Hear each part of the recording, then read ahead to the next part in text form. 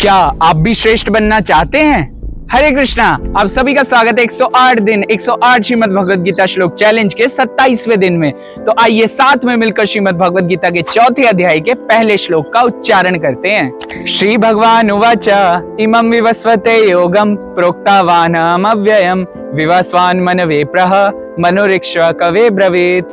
अनुवाद, भगवान श्री कृष्ण ने कहा, मैंने इस अमर योग विद्या का उपदेश सूर्यदेव विवस्वान को दिया और विवस्वान ने मनुष्यों के पिता मनु को उपदेश दिया और मनु ने इसका उपदेश इक्ष्वाकु को दिया।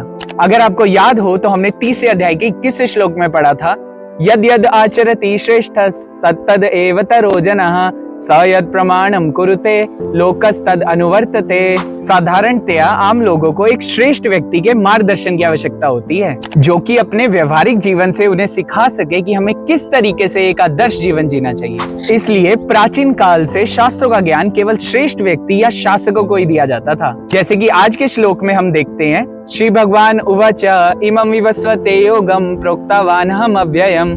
भगवान श्री कृष्ण ने ये दिव्य गीता का ज्ञान, जो कि शाश्वत है, पहले सूर्यदेव विवस्वान को दिया था। विवस्वान मनवे प्राह, यानी कि सूर्यदेव विवस्वान ने ये दिव्य ज्ञान मानवों के पिता मनु को दिया। मनुर इक्ष्वा कवे ब्रवीत, यानी कि उन्होंने ये दिव्य ज्ञान अपने पुत्र तथा शिष्य राजा इक्ष्वाकु को दिया। तो इससे हम देखते हैं कि केवल श्रेष्ठ लोगों को ही वेदों का ज्ञान परंपरा में प्राप्त होता था। अन्य लोग उनके शास्त्रों के सिद्धांतों पर आधारित जीवन को देखकर उनका अनुसरण करते थे और अपना जीवन भी सफल बनाते थे।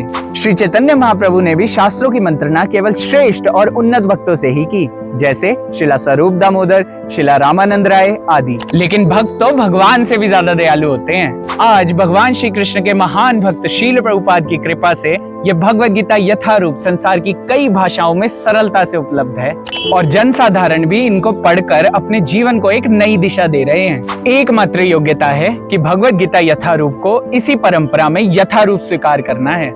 ऐसा करने से हम भी भगवान के श्रेष्ठ भक्तों की सूची में आ सकते हैं। अब आप सबके लिए एक प्रश्न है, जो कि आपने श्रीमद् भगवद गीता के इस श्लोक के तात्पर्य से पढ़कर बताना है कि ये भगवद गीता लगभग कितने समय पहले कही गई थी। चैलेंज में पार्ट लेने के लिए इस प्रश्न का उत्तर कमेंट सेक्शन में अपने नाम के साथ कमेंट करें।